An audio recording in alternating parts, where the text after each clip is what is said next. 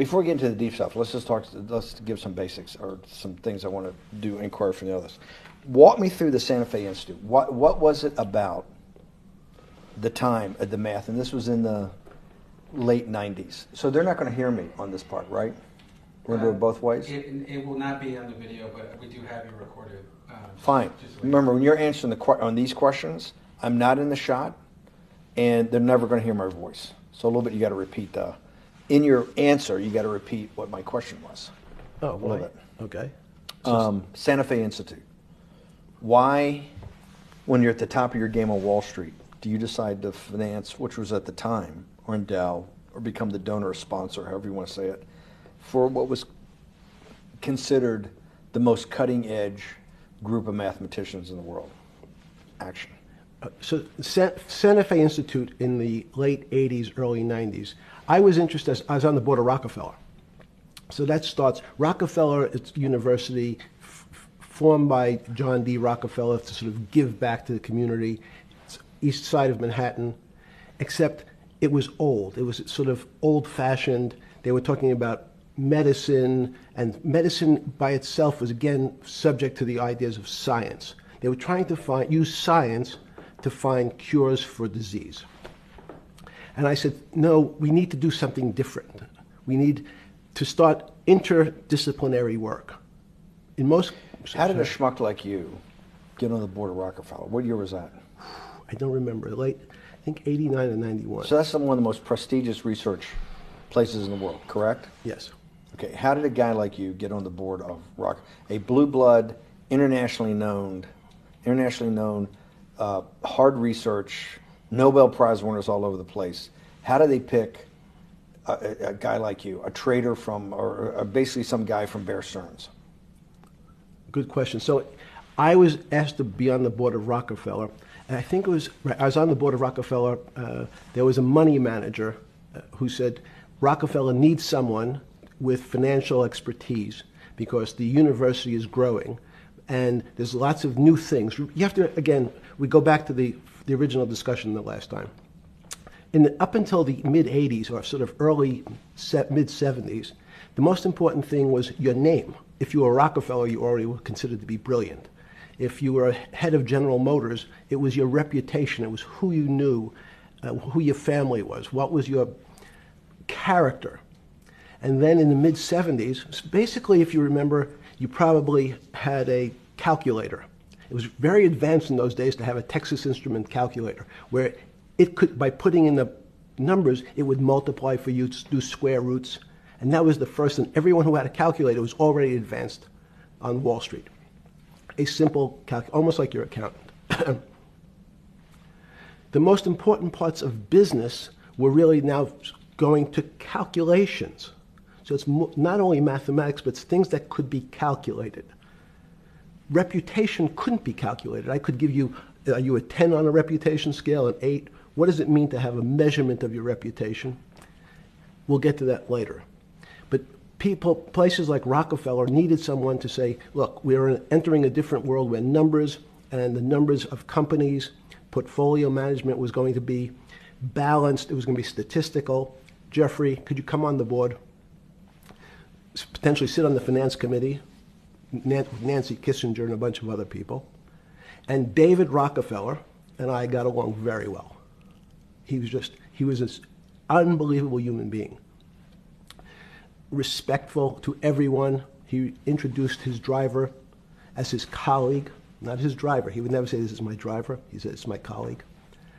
And David started to explain to me world politics. So David would say, Jeffrey, money is going to be sort of the most important things. People don't understand money. You seem to have this knack for money. I said to David, tell me about your life. What was the worst and the best part of your life? So David said, when I grew up, everyone knew I was a Rockefeller. They didn't know that my father told me he would not leave me a dime. No money. But every time we went out to eat, me and my 5 friends at school, they would leave me the bill. They would expect me to pick up the check because I was a Rockefeller. And he said, I was chairman of Chase Bank. And he said, I remember like it was yesterday, one of the headlines in Time magazine said, David please fire yourself. So he thought that there was a world that existed that would be a combination of both politics and business and leadership. What do I mean? He formed something called the Trilateral Commission. The Trilateral Commission is some spooky stuff. People said it was some of the people that, the Illuminati, there's some mystery about it, people that ran the world. It was politicians, but David said most countries, the politicians get elected for 4 years or 8 years, separate from the royal families in England or in the Middle East. Someone's there for 4 years and then they're not there anymore. The most important people to have stability and consistency would be businessmen.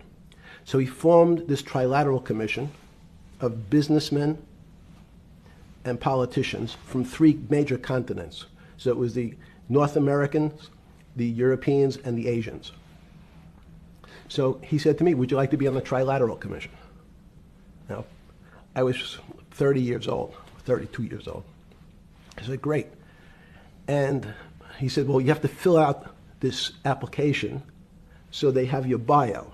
And I looked at the list of people, and it was Bill Clinton, former president of the United States, Paul Volcker, every great leader in America, the Asians, the Japanese, and with a very long description of their history. And they asked me to fill in what I would like to have written.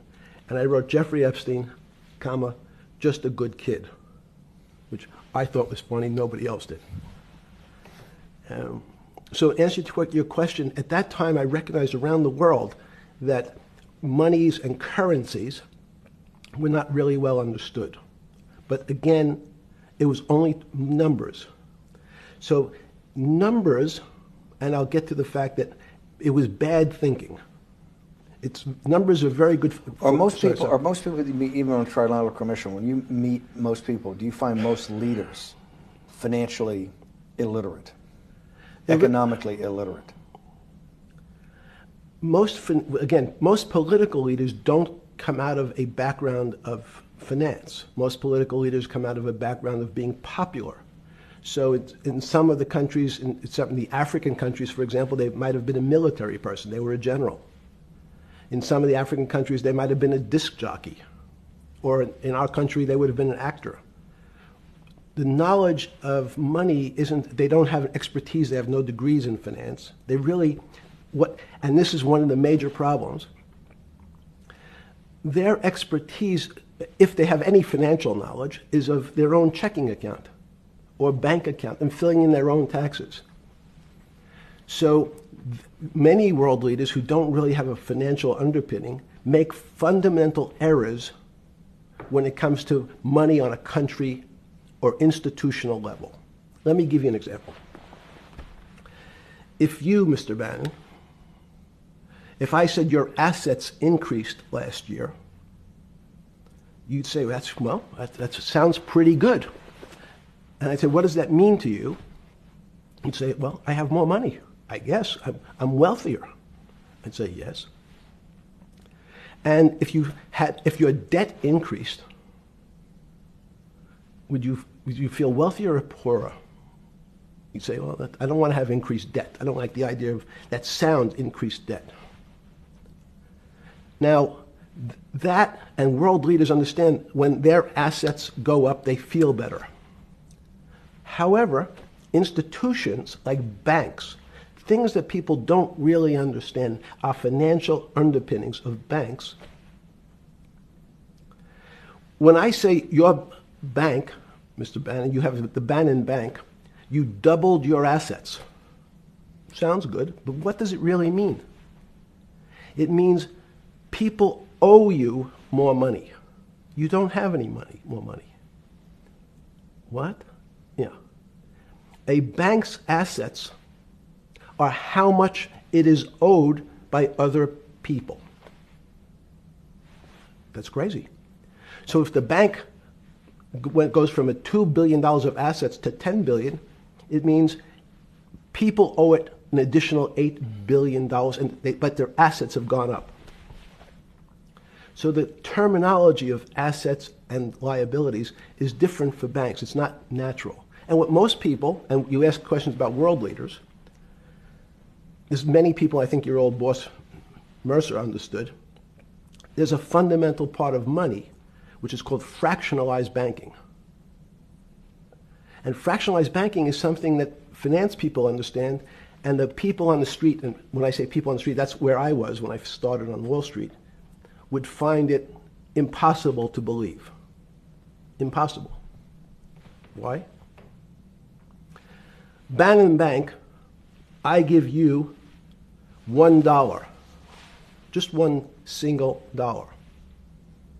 In our system of banking, I would say, okay, Steve, I gave you $1. How much could you lend out to your friends? And your natural reaction would be probably something less than $1 because I want to keep something in my pocket. The way our system works is if you as a bank are holding my dollar, you can lend out an additional $8 or $9. No, it's impossible. I only have $1, Jeffrey. We have something called fractionalized reserves, which is if you have 1, you can lend out 9. That's the way our system works. And so not only do world leaders not understand banking, but the man on the street, my father who worked in the park department, it would be beyond his imagination that people could lend out more money than they actually had in their pocket. Next question. But how did this, in understanding that, when you get on something like the Trilateral Commission, you're on the board at Rockefeller, which is the most advanced research. You get brought into the Trilateral, which is the elite of the elite. How, since you're only at that time 30-something years old. 8 years from teaching at Dalton, right? You're a Dalton. No, 10 years. 10 years teaching at Dalton. Yes. Walk us through.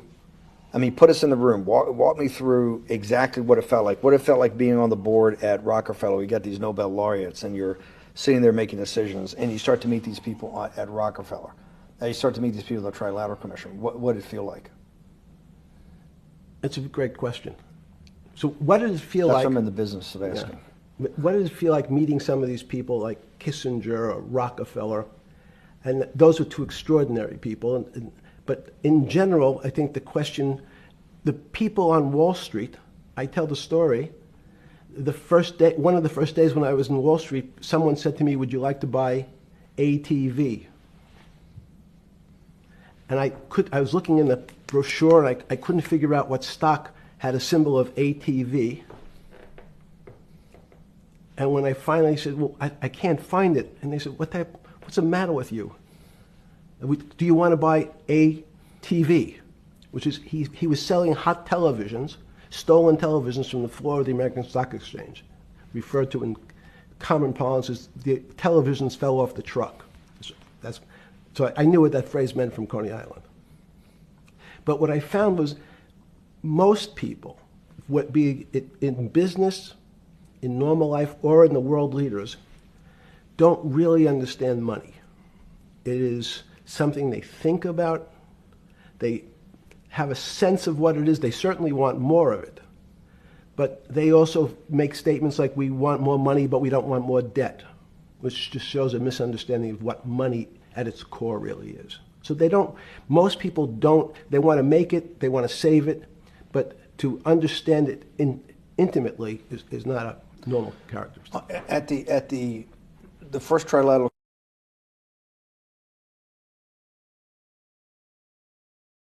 or something?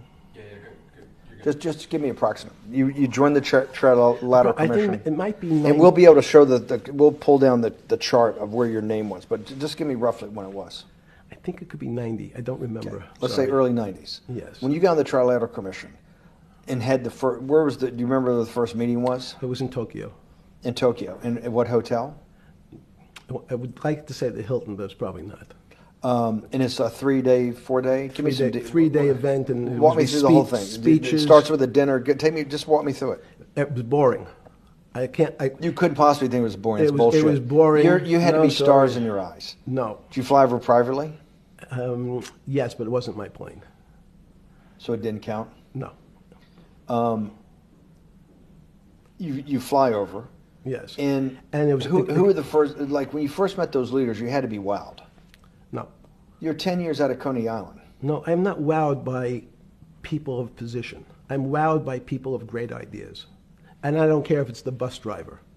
I don't care if it's the student I had who has teeth coming out in Well, every these direction. guys have to have great ideas. They're the leaders of the three great continents of the world: North America, Europe, and Japan.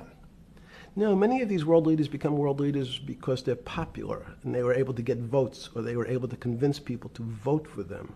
I learned later.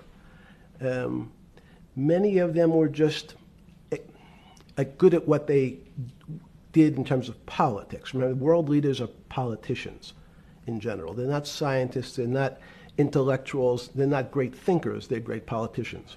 At the first Trilateral Commission meeting that you remember in Tokyo, sometime in the early 90s, do you remember what were the big issues of the day that they were talking about, and what did you think about it?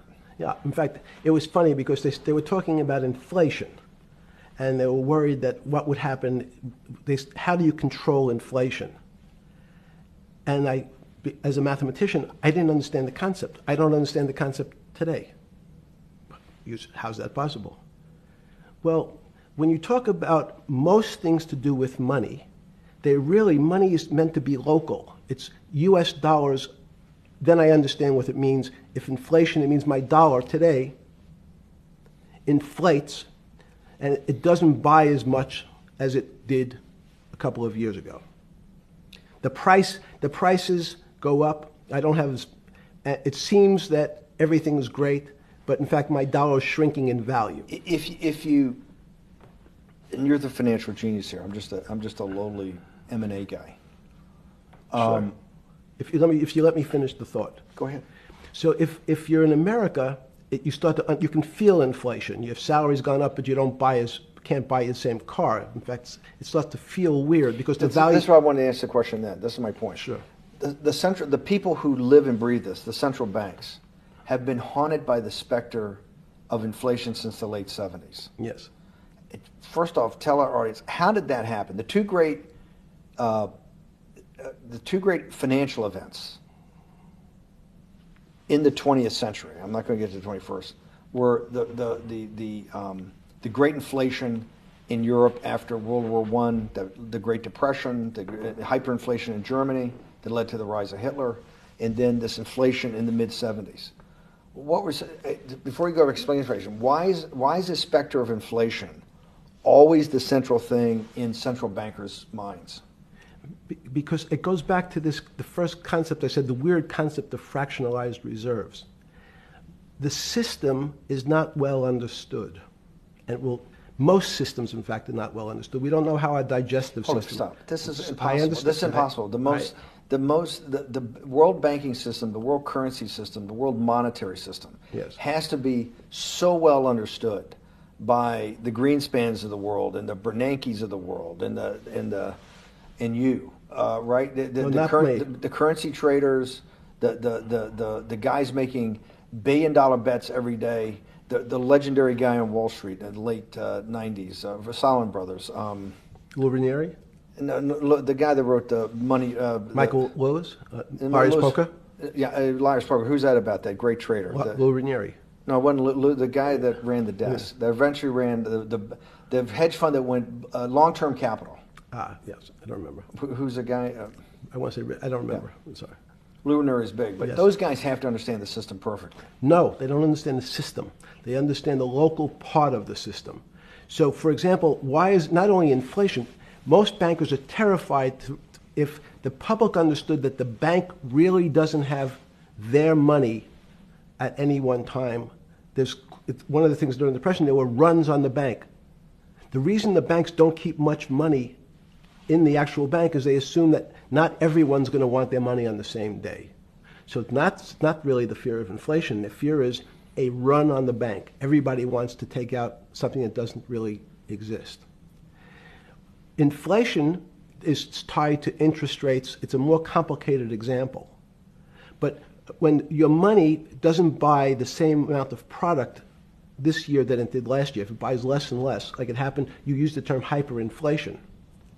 There's certain countries that are not managed well, like in Africa at the current, A $100 billion bill, $100 billion bill in Zimbabwe is worth 1 American cent. That's the perfect example of hyperinflation. It goes up, it doubles every day. So people are afraid that their value in the system starts to break down. But so if I said to you, does your doctor understand your body system? You'd say, well, I hope so, because I want him to keep me healthy. But you could have a kidney infection, you could have a heart attack, you could have a broken knee. There's lots of pieces of this system. And in fact, when you ask the question, very few doctors understand your entire body. There's a specialist for your knee, there's a specialist for your polynoidal cyst, there's a specialist for your head, and now we have specialists in different areas. So and I'm going to get to your first question about Santa Fe Institute.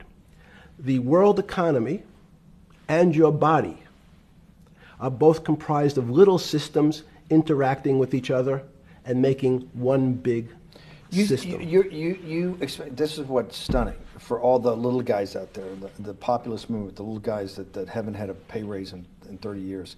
They think that these elites, have everything. The guys in the room making the decisions, the party at Davos guys. You're sitting there, you don't think many people today really understand the complexity and really all the moving pieces and how they interconnect to the world's financial system. No, not only don't they understand the complexity, and that goes back to Santa Fe Institute was an attempt of trying to see if there was a way to mathematize, formularize, or algorithmically understand what the term complexity means. That goes back to the original question. Complex systems are complex by definition. But there's not necessarily, it's not one level of complexity. We might say, well, our fingers are complex, the movements, the muscles of our hands, but it's not as complex as the blood system.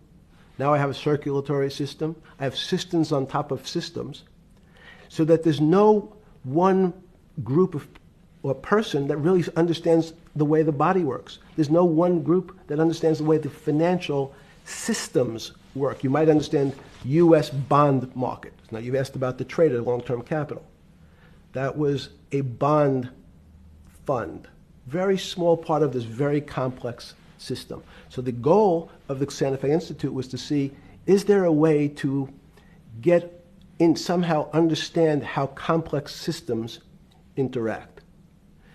Fast forward, Steve, to today, where Google and these other engine companies, the other tech companies, are trying to build artificial intelligence. The strangest thing that they found, one of the strangest things, is that the systems that they design, this artificial intelligence, which a lot of people have heard about, is they design a bunch of systems. They're called neural nets. Terms simply taken out of brain work, neurons in the brain. Nets because they actually look like a net. They put in some inputs. The computers work, spit out an answer. Sounds normal to you. It's because you're thinking about that calculator you had in 1976 on your desk. When you ask the person who designed the system, how did it come to that answer? How did your neural net, can you show me the calculations? They say, no, we don't know. We don't know how the thing we designed actually came up with that answer. That's pretty strange. They take the same neural net now, and they put it in front of a video game. No learning, nothing. They said, to the computer, they say, sit in front of your video game and learn how to play. It seems the computer learns better than any human in history, faster than any human in history, beats any human in history, but when you ask the designer how did it do it, no one knows. It just did it. So that's the first little touch of things that we already have gotten to a place where we don't understand it, and we built it. On Sunday afternoon, September 14th, 2008, where were you? Sorry? It was the night they put Lehman Brothers in bankruptcy in London. I was in jail. Seriously. Yes. So the financial crisis of 2008 happened when you were in jail? Yes. Oh, this is going to be so amazing. This is going to be so amazing. I take it you didn't have your Wall Street Journal dropped off to you in the morning, your Financial Times. No. How did you hear about because I want I forgot about this, but yes. I'm trying to get, this is going to be amazing. Let's go back and do that again. Sunday afternoon, because I want to find out about people, the geniuses understanding the complexity of the financial system.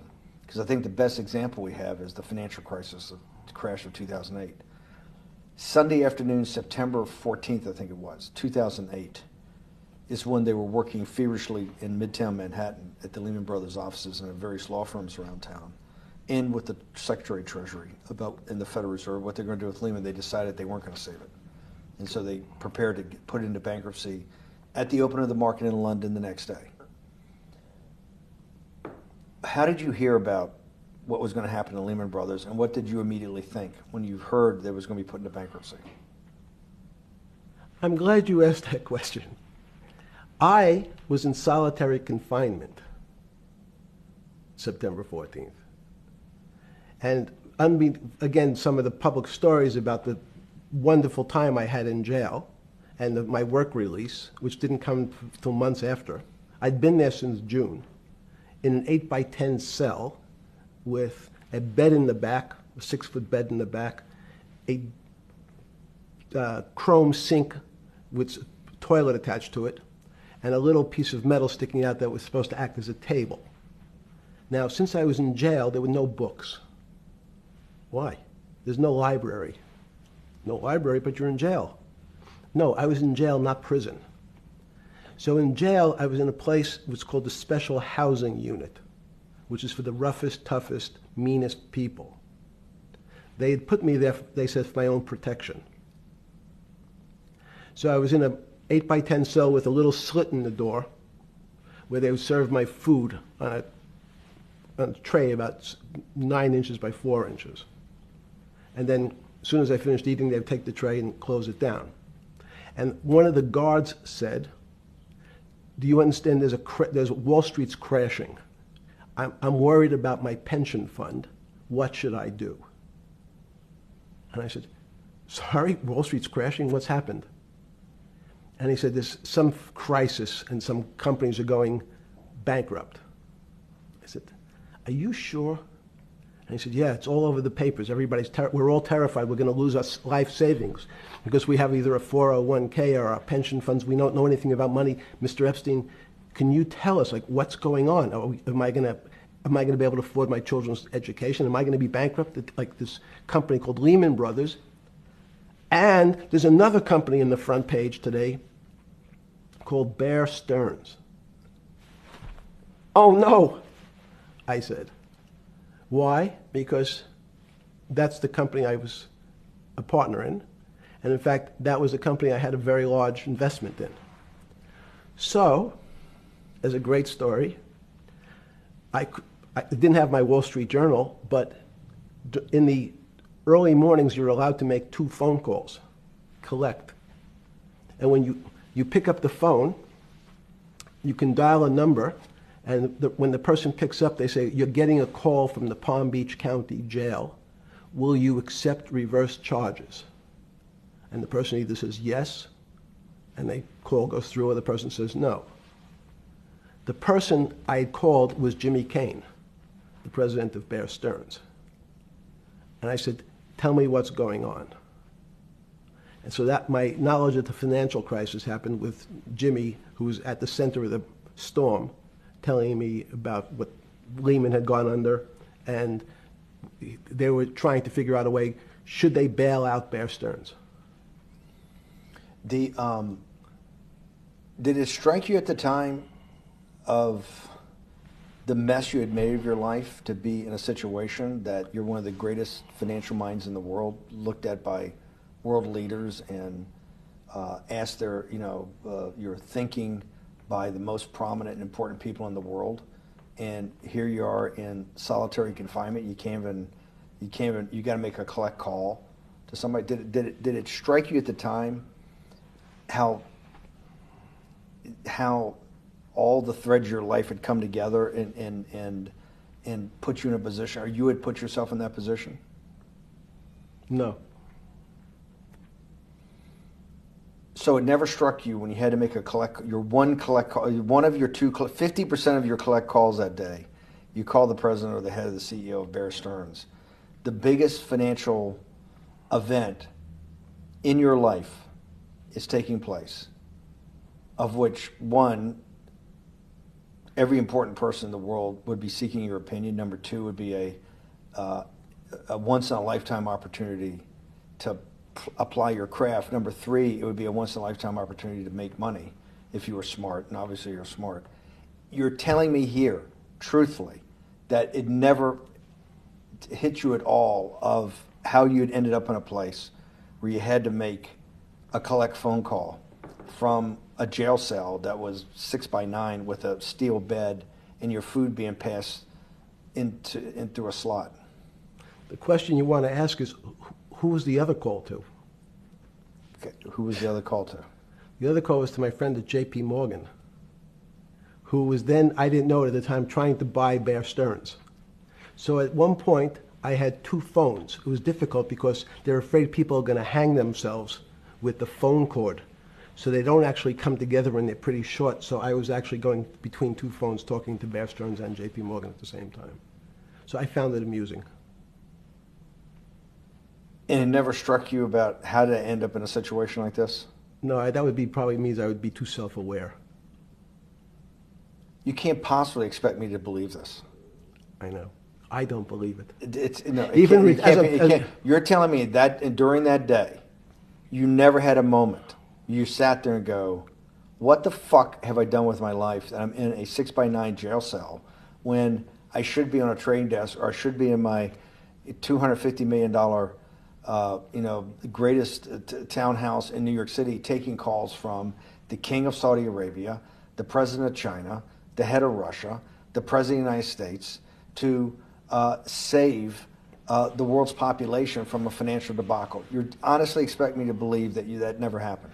You're suggesting I was somewhat depressed, and how could this happen to me? I'm not saying depressed. I'm saying a moment of awareness of how could I get myself into this situation. No, I would just say how strange that this happens. It's strange. I'm wearing a jumpsuit and flip-flops. What color was the jumpsuit? Brown. Brown. Brown jumpsuit. Yes. I notice I don't see you in a lot of brown. No. Brown jumpsuit and flip-flops. Flip-flops, yes. With no access to books, no access to newspapers, no access to anything. You had lived on information. Except my Almond Joy bars. I had extra Almond Joy bars. Did you eat Almond Joy bars and things like that because you're afraid of what the cooks did to your food? Yes. Is that because of that you were in for the crimes that you were in for? No, it was just in fact, I was. Is it because you're wealthy? Yes. How did you know that? Well, people would constantly come if I was passing by or have to go for my medical. People would either ask to borrow money or make some other types of comments about. In the beginning, what were the comments? At the beginning, what were the comments? It serves you fucking rich guys right that you're here next to me. There was nothing about your crimes. No. So all this rumor you hear all the time about people in prison that commit the type of crimes you commit, you're saying in your personal thing is not true. No. It was all because you were rich. Yes. And it was all because they wanted to borrow money. Or get advice. Yes. Where they get advice to go long. Yes. You're telling me is this time to buy? You're telling me in solitary confinement they're interested in going long. Yeah. They want to know what does that say about human nature? Well, what I think that people find, one of the reasons they wanted to keep me in solitary confinement was they're afraid that everybody would want to know which stocks to buy. But what happened was, after this crisis, now it's on the front page of every newspaper. I don't want to lose this day. Sorry. When you first heard that, was it Bear Stearns had been kicked into bankruptcy, 6 months before? No, this is the same time. This is part of the same deal. I thought, no. Bear Stearns, they saved Bear Stearns and didn't save Lehman Brothers. That's right. it. They let 6 months Lehman- before they had bailed out Bear Stearns. But Bear Stearns was still a zombie, A shell of its former a self. former self. But they had, quote unquote, saved it. They admit, why did they make the decision in your mind? Why did Hank Paulson and Bernanke, what's this concept of moral hazard? Explain to the audience what moral hazard is, and why did they save Bear Stearns 6 months before, and why did the smartest guys in the room decide not to save Lehman Brothers? It's a good question. The real issue is I'd have to go back when you have these systems to the way your doctor responds to any type of emergency in your body. If they might decide to save your kidneys and let your gallbladder go because the gallbladder is less important to your overall system. If at that time, even it's not that long ago, the boogeyman was when said, well, what really happened? Jeffrey, what really happened? What is this financial crisis? And, some of the progressives and the right wing blame it on the banks. It was the banks' fault. And it's the fault of this very esoteric, unknown concept of derivatives. It was really the derivatives that caused this financial crisis because the derivatives got somehow out of control and in the Mickey Mouse. And that was the way you started your road to a billionaire went right through derivatives. Yes. But derivatives were not the cause. Derivatives were not the cause at all. It's like saying your hair was the cause of your heart attack because it was on top of your head. So what when you was fell the down. cause? There isn't, let me say, there's no one specific cause. These are system collapses. So many times when they have to make your death certificate, when you say, well, what did he die from? They'll say heart failure. But if you say, what was the cause of his heart failure? Well, he had low blood pressure, his sugar was high, he was diabetic, he had all these other problems. But they say, no, we need a word on your death certificate. Did he die from brain damage? Did he die from heart failure? That's the financial crisis. Many people said, well, what caused it? They wrote, like on its death certificate, derivatives. But derivatives are not a fundamental cause of anything. Was it Sunday or Monday? I take it was Monday morning when you made your two collect calls and you were talking to Bear Stearns on one hand and Morgan Stanley on the other. J.P. Morgan. J.P. Morgan. That was Monday morning. Did you, Jeffrey, being one of the financial geniuses in the world, did you understand what Lehman Brothers is going into bankruptcy, the domino effect, that by Thursday the financial system would be under such extremis that if it didn't have $1 trillion cash infusion in the United States, it might collapse? Did you know that at the time? Did you view that at the time? Yes. You did? Yeah. Why? Again, I don't want to bore you or the audience with the idea of it's a medical procedure, but you had system failures. So you'd recognize that if I said to you, did you realize when your father was on the ground and he was clutching his chest and he couldn't breathe, it was a bad situation and he could die. That's how I saw it. Did you immediately think about the commercial paper market? I mean, the mechanical triggers that actually you had to blow through these circuit boards. Did you know the circuits? Did you understand the circuits? Or did you have a concept of the circuits that were going to get blown through? Yes, but only because of an analogy to a body. And in fact, from my telephones against the wall with my little metal wires, because the next day I talked to another person in Washington about the issues of what I thought was happening, and I made the same discussion about the... They were at the Treasury Department? Yes. So in a 6x9 cell in... The phones were outside the cell. In Palm Beach County, California? West Palm Beach, Florida. West Palm Beach, Florida. This was your juice diet. West Palm Beach, Florida. West Palm Beach, Florida. West Palm Beach, Florida. You're making a call to Washington, D.C. to talk to some deputy secretary of Treasury. Someone in Treasury. Right. Someone in Treasury. Right. And that does not, the night before you go to bed, it doesn't dawn on you at all. You never have a moment of self-reflection that, how did I end up on this metal cot when I should be at the center of things? No, I had a telephone. So I've said, I can talk to, it makes no difference where I am, in fact. I'm still talking to the same person if I was at my home in Palm Beach.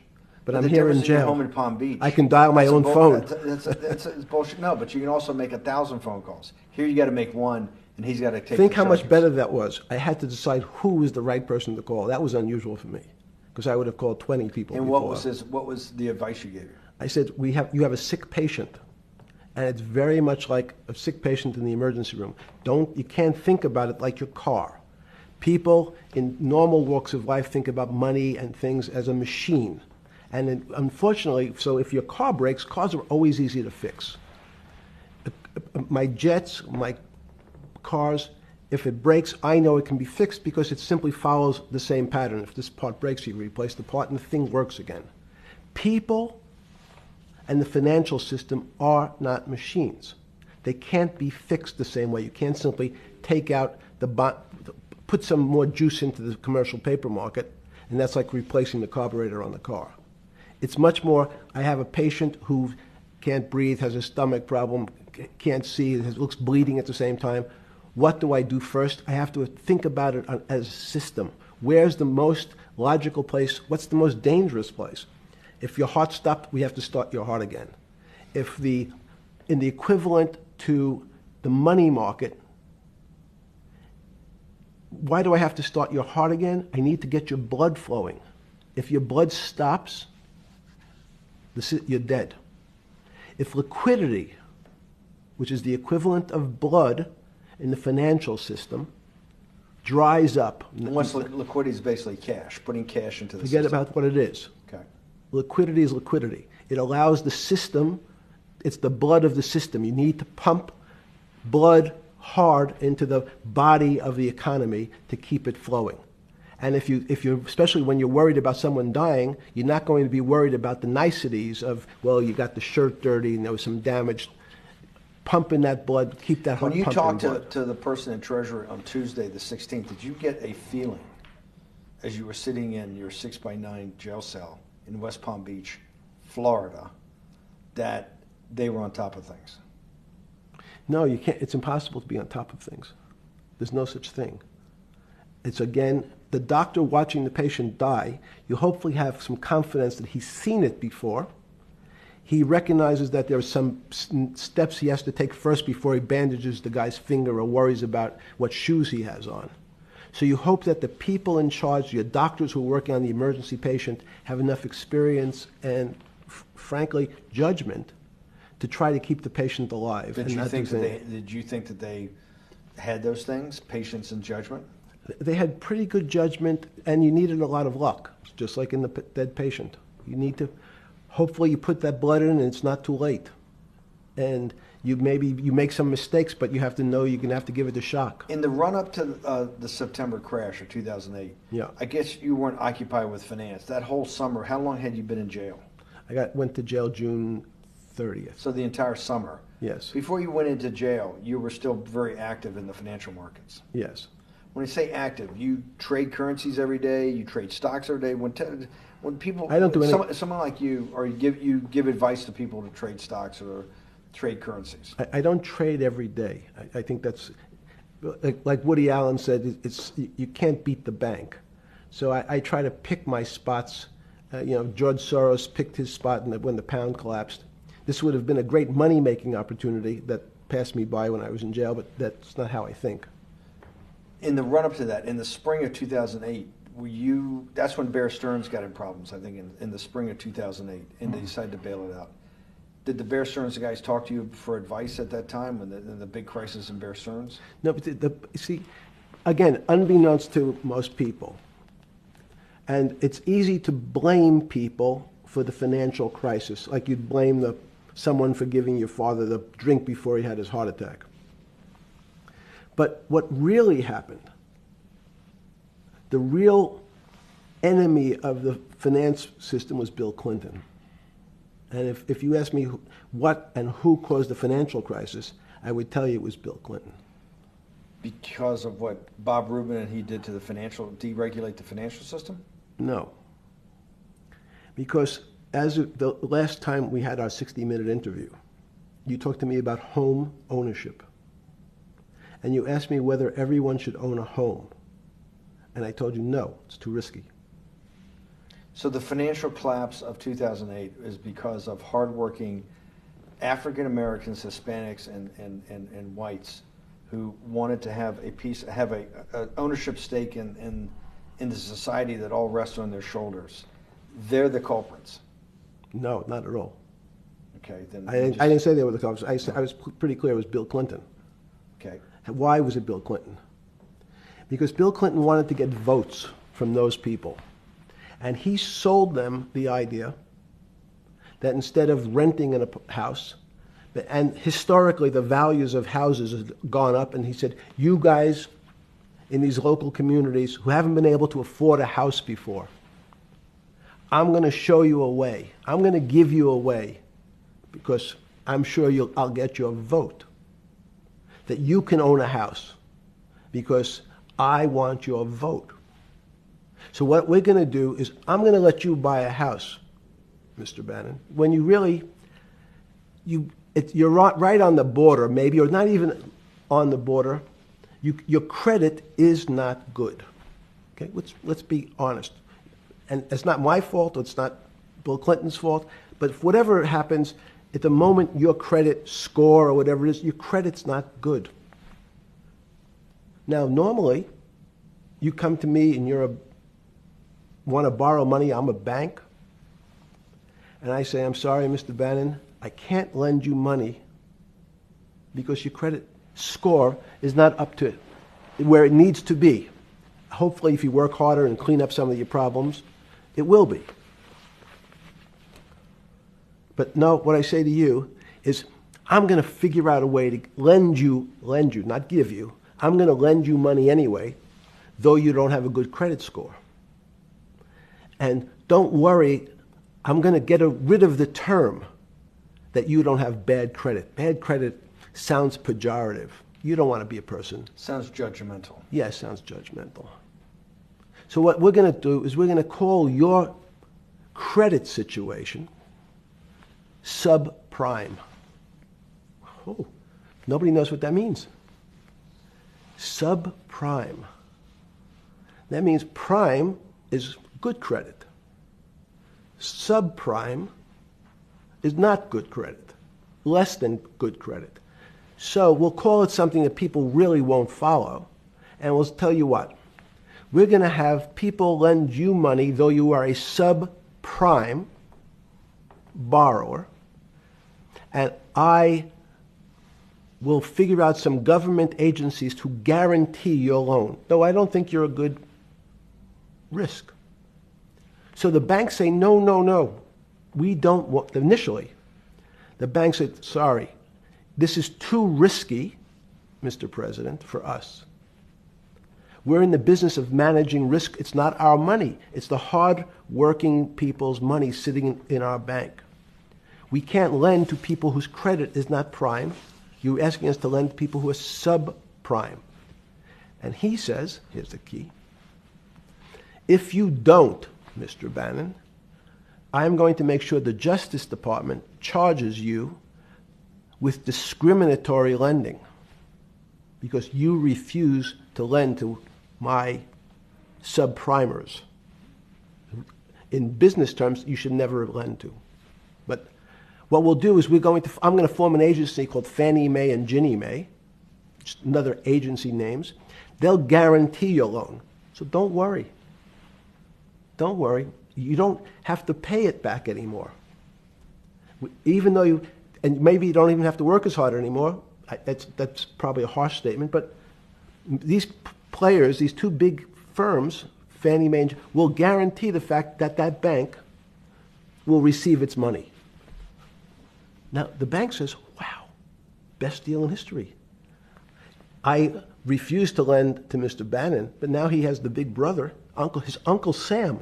He went to his Uncle Sam, and Uncle Sam says, I'm guaranteeing it. The bank says, I want everybody. Give me as many people as you can give me, because Uncle Sam is the best credit in the world. Not only it's the United States government. We'll take it all. We'll take as much subprime as we can handle. because it's the best investment for the moment. It's a strange investment because it has politics that has inserted its way into the numbers.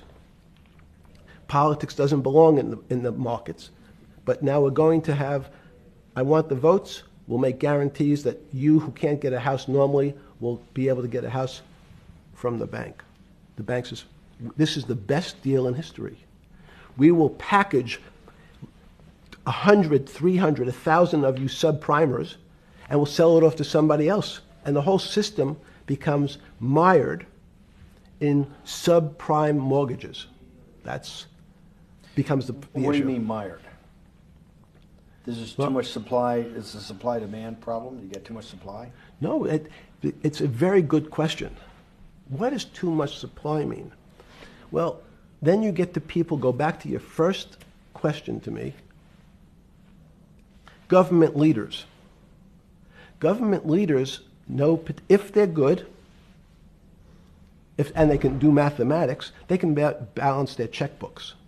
So certain people in Congress said, well, how do you value these subprime mortgages?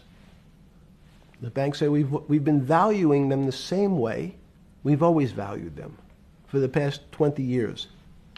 The accounting firms, there's something in this country called GAAP accounting, which is a standard type of accounting. And we account for them the same way we've always accounted for them. If we paid $1,000 for your mortgage last night, when we put it on our books today, we're going to say its value is $1,000. Makes sense. I paid for it last. What's its value? It's $1,000. That's what I paid for it last night. No. The Congress people said, that's not really a good answer, you know. That doesn't give us confidence that you know what you're doing. Because what happens if you have to sell it tomorrow morning? Something's happened and you have to sell it. Remember, there's kinds of stress tests. Would you be able to value it at what you paid for it the day before? And Wall Street says, that's not the way you can think about this. This is crazy. We always value things at the cost from the day before. And they changed the accounting method. In essence, to say, not what it was worth yesterday, but if I have to sell, what would it be worth? That's impossible. So what happens is, every bank now has to value something they bought yesterday at lower than they paid. Never before in 20 years did they have to do this. So something they bought at 1,000, on their books was 1,000, is now 990. That starts to, you asked the question about what did I start to think about. Something's 1,000 and 990, this person now has to value it at 980. When did you first start to get nervous? Understanding Bill Clinton in all this. Did you change glasses? Yes. Okay. I changed shirt. I saw that black. Are you okay with the? Yeah, great. I think we're gonna have all kinds of changes. I'm experimenting. Yeah. Okay. When did you get a feeling? Did you ever anticipate before it happened something like 2008 could happen? No. How could that be? It's the word I can beat it to death. Is that it's very much like would I anticipate I'll have a heart attack tomorrow? Unlikely. Was 2008 a heart attack or a stroke? Debilitating. It's a better. I don't. It was both. But why was it both? Because in fact, as I said, the blood was getting dried up in the system, and the head, which is sort of the central bank, wasn't working. So to some extent, it was a combination. It was just a crisis. Did you see that building up over time? It's always been lurking in the background. I mean, if you have an older parent, would you say it's possible? Did you anticipate him having a heart attack today? No, you hope things are going to go better and maybe they'll fix it up. The system was getting too complex, and it wasn't based on derivatives, because what people keep forgetting, and as I was just explaining, Wall Street, and in many professions, including Wall Street makes it sound complicated. They don't want the little guy to understand what they do because they make so much money and they don't do very much. So they couch it in words like derivative and stock options and commodity futures and different types of contracts. It's all fairly, everyone is capable of understanding it. It is not complicated. But Wall Street, because they make so much money from doing fairly simple things, needs to make it more complicated than it really is. We had a very big recession in the early 90s based upon real estate and Japan basically imploding. Let's again, Okay. you had a recession in the 90s. I don't know what it's based upon. It's always interesting to look back and say, separate from there's certain triggers, like in the 70s there was a... What do you think it was based upon, the 90s downturn? It's clearly there was a huge downturn. No, I know there was a downturn. That's what I know for sure. That's a fact. That's all. Everything else is sort of speculation about why did he have that? I understand that, but Sorry. there's some speculation that has 0% probability of being true, and there's others that have 90%. In the range, when you look at the range of alternatives of what could have caused it in 90, and what I'm trying to do is get you all the way up to 2008. Look, you're the smartest guy in the room, right? You know that. Do you think there's anybody in the world today? Oops, this is going to be a bad question. No, but do you think anybody in the world today, the Alan Greenspans, the Bernankes, is there any central banker you know, any partner of any Wall Street firm, any guy running a trading desk, and I would take it that would be, or anybody at a Larry Fink at BlackRock, Steve Schwartzman at Blackstone, the top 100 financial guys, and let's throw in a couple of Nobel economists, and let's throw in the best professors at Wharton, at Harvard, at Stanford. Do you think that there's anybody that understands money or understands the world's financial system as good as you? There must be. But it doesn't come to the top of the head. No. Okay, fine. Now I've gotten that, let's go back to 1990. In that arc from the fall of the Berlin Wall to 2008. Good. We started with the implosion in Tokyo of the Japanese economy, Japanese financial markets. We had the huge run-up in internet stocks, right? We had the implosion of that in 2000. The bankruptcy of Drexel Burnham in 90. Mm-hmm. Implosion of Japan, huge run-up in equity markets for the internet, implosion of the internet in 2000, 10 years later roughly. Mm-hmm. And then this run-up through the Iraq War and all that, the run-up to 2008. Every 10 years, it seems like, we're in some sort of 10 years before the 1990s was the 70s. You sound like an astrologer. Okay. And not a financial person. You're supposed a mathematician. It just seems to me a pattern of every 10 years. That's misleading. That's exactly right. Because people like to see patterns. People like to see patterns where there are none. So a pattern of a financial crisis every 10 years is just in my mind. Yes. Long-term capital that had to be bailed out back in the late 90s when everybody panicked. And that wasn't that bailout today would look small, and it was $5 billion or was $30 billion. Businesses fail all the time. But long-term capital, the Federal Reserve stepped in. But I'm saying people go bad. Things go bad all the time. Yes, you're correct. The audience that's watching this, the little guys, they go bankrupt all the time and nobody gives a shit. You know why? They're a little guy. But when long-term capital management goes bankrupt, or Bear Stearns goes bankrupt, or Lehman Brothers goes bankrupt, people care because it's an unfair characterization. Why do you say that? Because again, it's the complexity of the situation. If you think about you have a complex system. You have your body. Now, in fact, the little guy is my finger. This is. And Bear Stearns is your heart. That's correct. The banking system is my heart. The system, I can't risk my because remember, it's not only my. You haven't been able to name. Hang on. You haven't. Hang on. No, hang on. I was trying to hang. I wanted to see if the hang on worked. No. You haven't been able. You're not good enough yet. You're like junior wizard trying to do it. You haven't. Yes. I'll say, since we can't name another guy that's as good as you. There may be a couple out there. You're not bragging. You're humble.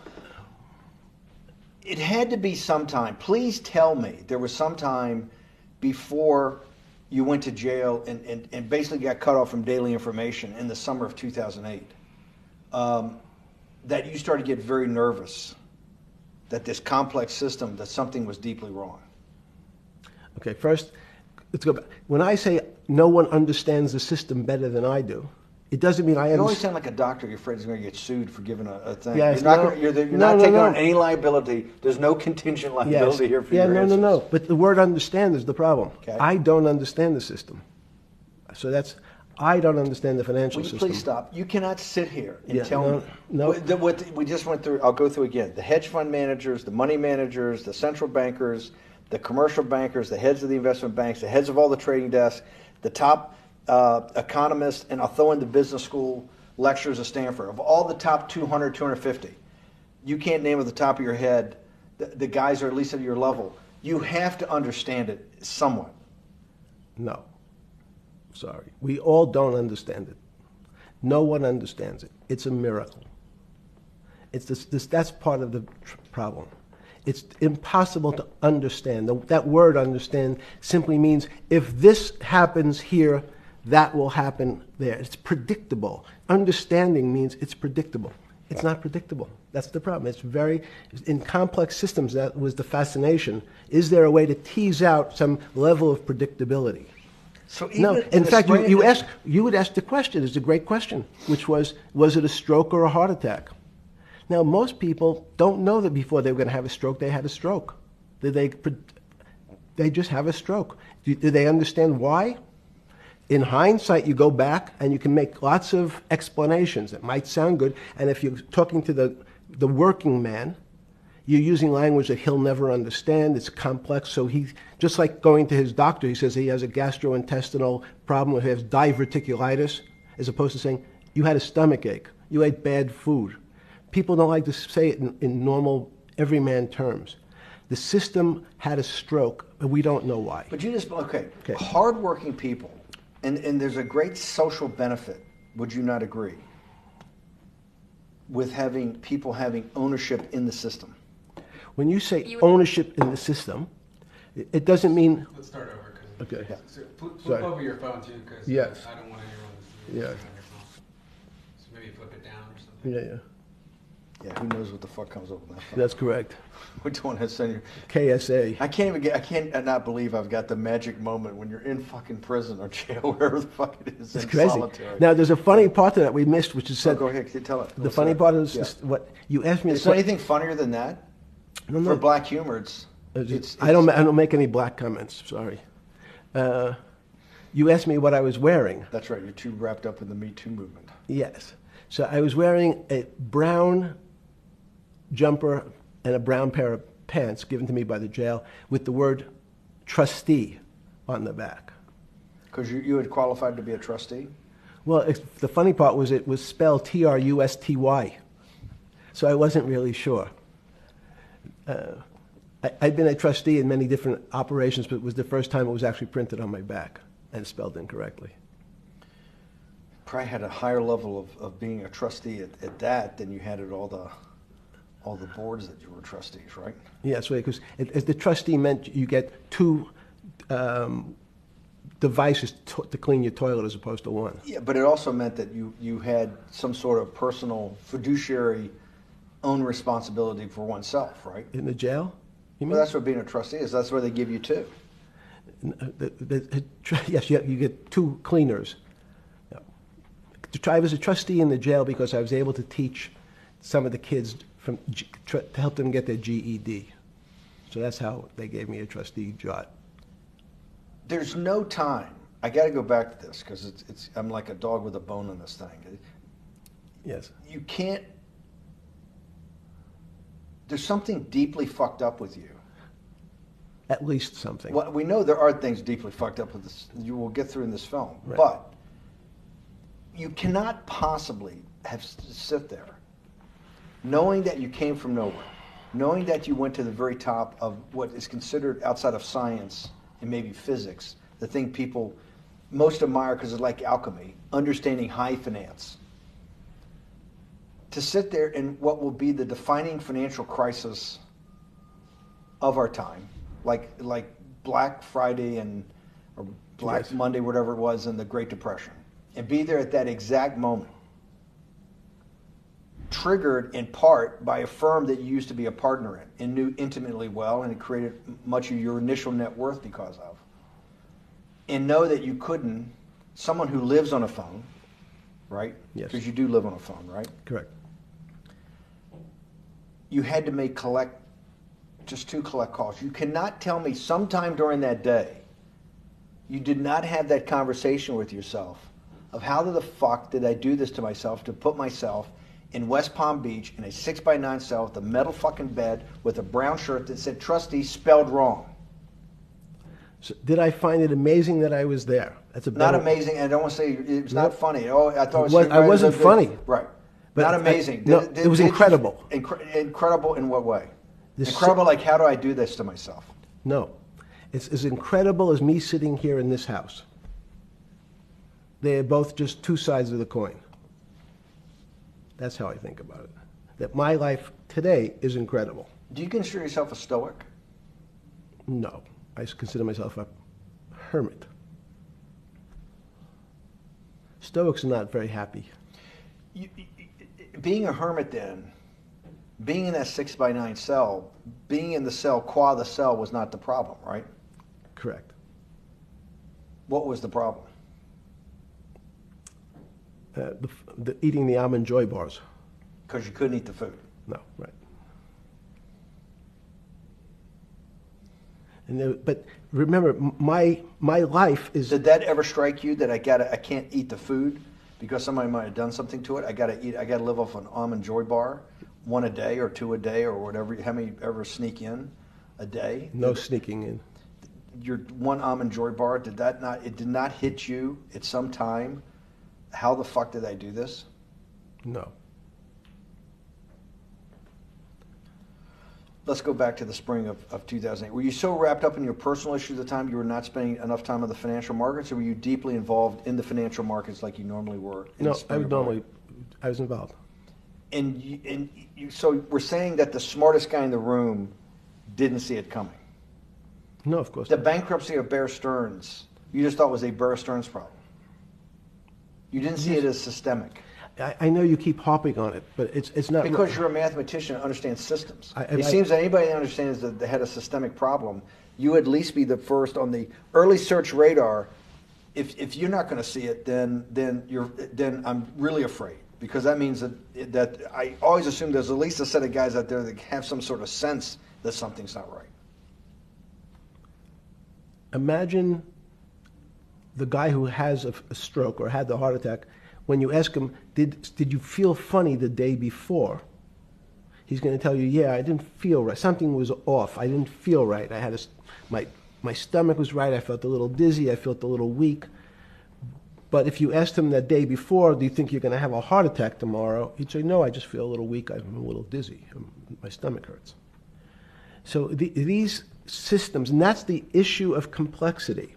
What complexity says is that, in fact, everything seems to go along, and people have seen it. One of the great examples of complex systems is sand dunes.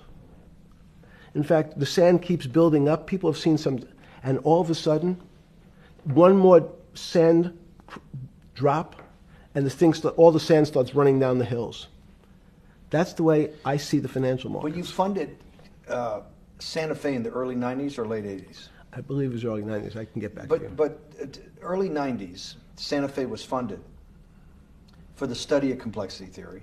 It was math. So let's back up. So why did I buy a ranch in New Mexico in 1993? So that gives you some sense. So I would have funded it in 1990.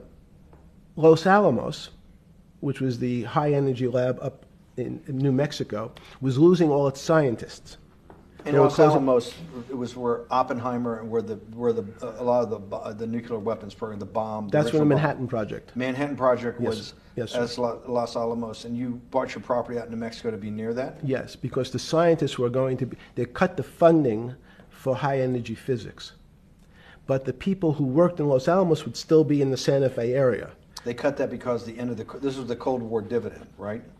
I don't remember exactly why. It was because, again, people thought that physics and high-energy physics really wasn't that important. Because that was about nuclear weapons. No, it was because they decided, which may be not right, this was the same time that Murray Gell-Mann came up with the term quark, Q-U-A-R-K. He picked it out of an old poem, the word quark. But it was mysterious. So they were starting to understand in the 90s that our world of the physics world, there was things that were just unexplainable. They called it strange things. You gave it a name. You gave it some characteristics. You called it had charm. It was one of the terms. It had a charm. It had a flavor. It had a color. But no one, Mr. Bannon, understood what it was.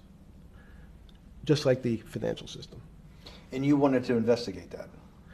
I wanted to see if we could build tools so others smarter than me could help investigate it. And that was the beginning of your concept of the Santa Fe Institute. Yes. And Santa Fe Institute was founded to do study in this type of... Can these areas of strange things be described by some form of mathematics? So that's what I'm trying to get at. The foundational thought, the organizing principle of Santa Fe, yes, in the high physics lab at Los Alamos, right, which had been the headquarters of Manhattan, and the Trinity Project, right, the bomb. Yes. So you're talking about the elite, the high priest of physics. Of physics. Yes, sir. Which high priest of physics, some subset of that is also mathematics. Yes, they're both similar. Project out. One of the tools you want to do is to make sure that in this complex system, the finance system, I'm doing a lot of this for philanthropy and a lot for the good of mankind, but also to be able to understand this complex system, the most complex outside of maybe our body, of the financial world.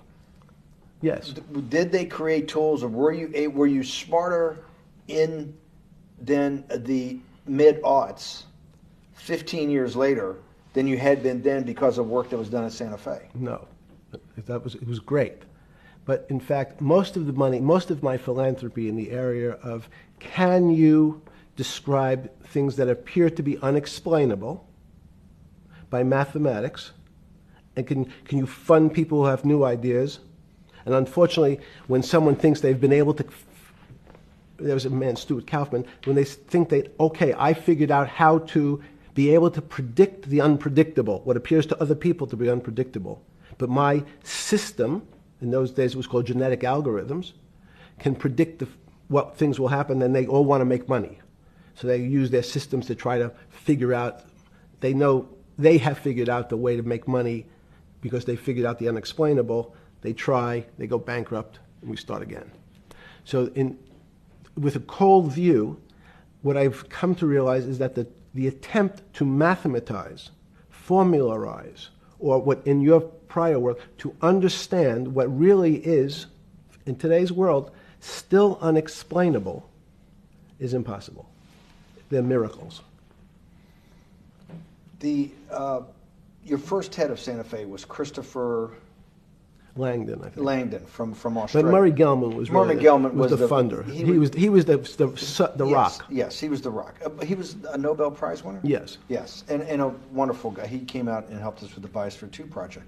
He came with Chris Langdon. Yes. Chris Langdon was the operator, the day-to-day guy. Chris was doing artificial life. Right. Murray tried to lead his own artificial life. Yes. When Chris came to Biosphere 2 for the first big conference we had in 1994, he was one of the most impressive guys there among all the world's elite. Kew Gardens, the Lawrence Livermore lab, the labs at Sandia, all the major universities, Lamont Doherty, all the big Earth observatories, Woods Hole. What set Langdon apart, I thought, and the reason I invited Santa Fe to be part of it, was Langdon actually made a presentation that everything, and he was making this to scientists, a lot of marine biologists, a lot of people that were just beginning, Wally Broker and people who were just beginning the study of climate change, at that time called global warming, that he made this compelling presentation that everything's really mathematics.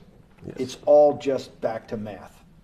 And you have to, all these experiments you do, one of the reasons they're not considered by the high priest in physics as being real experiments is that they don't have a mathematical basis to it, and everything has a mathematical basis to it. Langdon seemed like a radical visionary. What happened to that concept? You go back 350 years. So you have Isaac Newton, you have Leibniz. From move forward, you have people like Heisenberg and Gödel, and what every one of those mathematicians and philosophers came to understand is that there's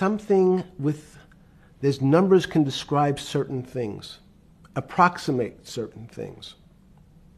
But in fact, trying to put measurements and numbers on other things that are really unexplainable is folly. 300 years ago, they said that unexplainable realm was God. And people who attempted, in fact, to explain the unexplainable, who said, yes, I understand the unexplainable, were charlatans, they were the occults, they were the astrologers, they were the con men. Alchemist. Yes. Well, no, alchemist was, in fact, they believed that there was a way to transmute one metal into another. In fact, they always wanted to see if they can create gold. There's no reason, if you think about it, they recognize that one metal is different than another metal because it has some additional pieces to it. It has additional neutrons or protons or electrons. So because they thought it was a machine, they believed it was a machine, if I can take 5 protons and add 5, that gives me 10, I should be able to get gold. Move everything around inside these systems, the molecules transmute one molecule into another, and if this molecule I've transmuted it into is gold, I'm a rich man. It's back to money. But there's something strange happens. Isaac Newton says, this is really weird. If I want to push a ball on the table, I have to touch it. Maybe I have to blow on it. But I actually have to push one side of the ball or the book to move that side. I'm pushing here, and obviously this thing is what appears to us humans to be solid, so it moves as one thing. But the only way to get something to move was to touch it or put a force against it. Okay, seems to make sense. Everybody has that experience. I want to lift a glass, I lift it. If I want to push a ball, I push it. If I want to pull a ball, I pull it. But he recognized when the ball fell off the table, it went in a different direction. How's that possible? Nobody pushed the ball down. And he said, this is crazy. Why did the ball go down? I didn't push it. I just let it go. So someone's pushing the ball, because I know that I am confident that the only thing that gets something to move is with a force that pushes. So there's a force that's pushing the ball down. In fact, he called it gravity. He measured how fast it was pulled, but never was able to explain why it happened. How is it? What is gravity? It's this. Everybody says, well, why did the ball fall to the ground? Because gravity took it. But what's gravity? That's, as Feynman would say, that's the name of the thing. We have no idea what it is. This goes to Santa Fe. They were trying to explain the unexplainable. Can we measure? Can we figure out a way to predict the stock markets using these types of chaos complexity? Before we get there, let's walk back through it. Let's go back to Newton. Sure. Pre-Newton and then Newton. What did Newton solve that for millennia up to Newton had not been solved? And then I want to go forward all the way to Santa Fe, what they were trying to solve. Let's start with just 2 or 3 of the basic guys, but let's go with Newton. What pre-Newton, it was what? And then why is Newton such a genius? In such a in the, I think mathematically they told me one time, I've seen there's been 115 billion people roughly that have lived on the earth. And of that 115 billion, Newton. Are you sure that's a number? That sounds a lot very high. We only have 7 now. I think in the history of the earth, I think I'll pull up the stat for you, but I think it's 115 billion people. They figure that probably is inflation. That's why you have lived on Earth. But he's one of the handful of the most important. What did he solve for? Why is he so important for how we live today? And then we want to go through Leibniz and the other two or three other major ones to get us to Santa Fe? Well, it's a long journey.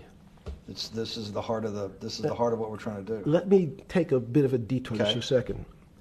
What if you went to high school and the last year in your high school, you took calculus? So Isaac Newton sort of invents calculus. Well, that sounds invents. Mathematicians. To torture seniors in high school before they graduate. Yes, but obviously no. Yes, the answer is yes. Certain people could never do calculus. Why is that? Why is calculus so? Why is that the dividing line between, to me, people who can handle that and can go on to do certain things, and people just hit the wall, even if they know math? It seems to me that there's that calculus is the thing that changes. It bridges. That's because it's about the theory of change and the theory of how things change. It's a great question. But in fact, what calculus does is it's somewhat philosophical. That's why mathematics is Newton wasn't a mathematician, he was called a geometer. That's what they used to call themselves. They understood geometry and numbers. But there's an old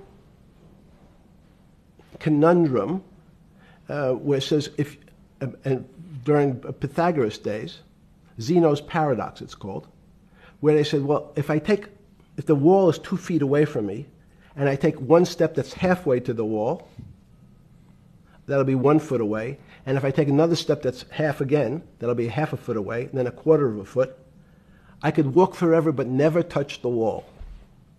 Doesn't sound realistic, doesn't make any sense in our real lives of the physical. But what Newton understood is many problems were like that. Many things approached the wall, or in calculus, approached the limit, but never really reached it.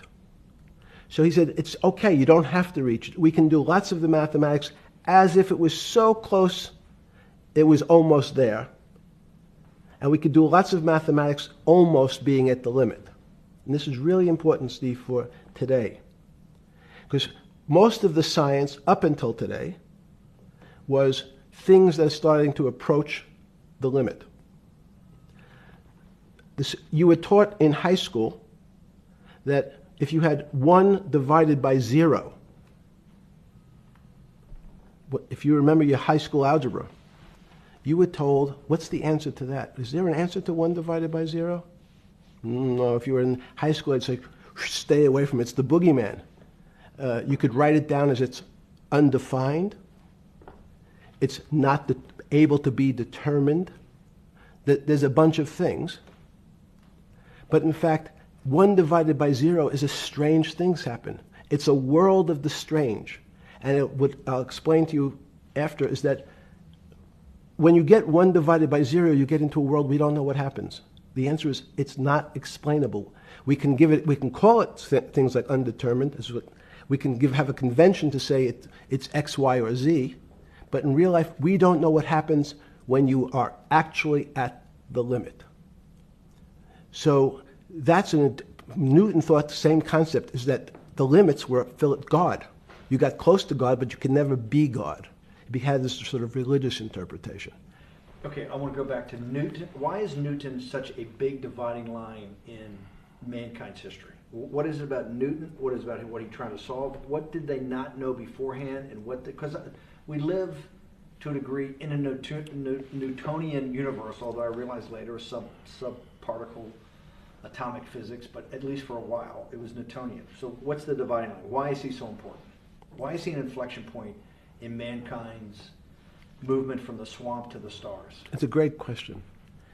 Stars was by Kepler. What Newton starts to allow us to do is to make accurate predictions. Remember that we've talked about that with money, about the things in our physical world, how cars, he didn't have cars, how horse carriages moved, how bowling balls moved, how pool cues and pool table balls. Had people tried to solve that before Newton? Many tried it?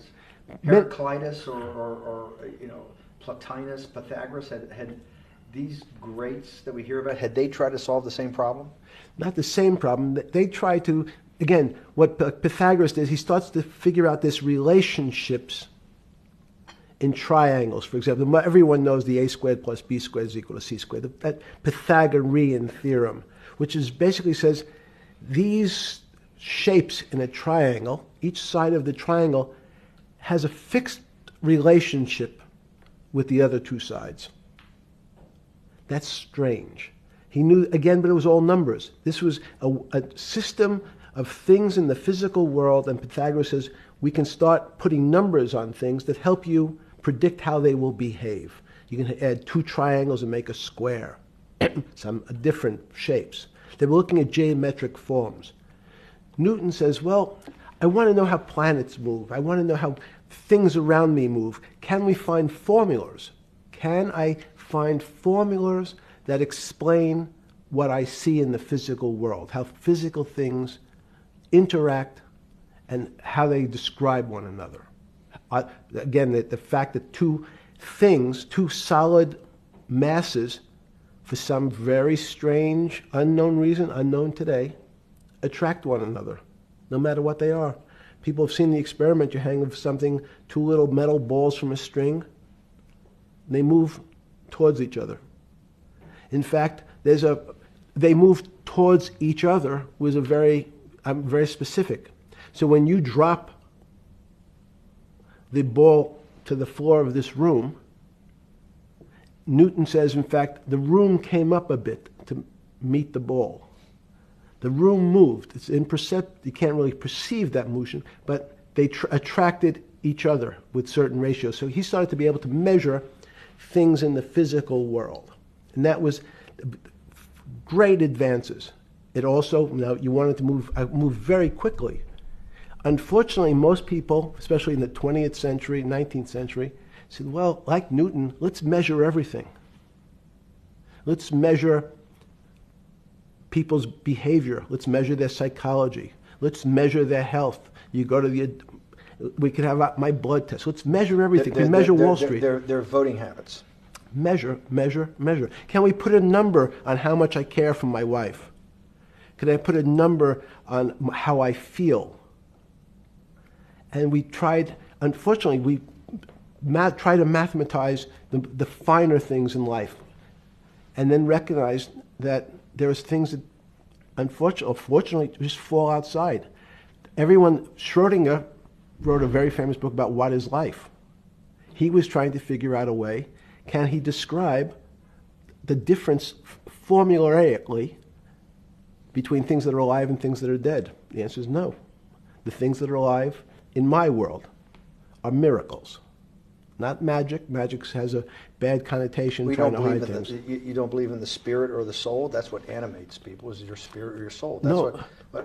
Have you ever seen someone die? When they die, their spirit leaves. Their soul leaves, no question. So There's no question to you about no that. question. There's no question to you that there is some animating life force within us that leaves when you're dead.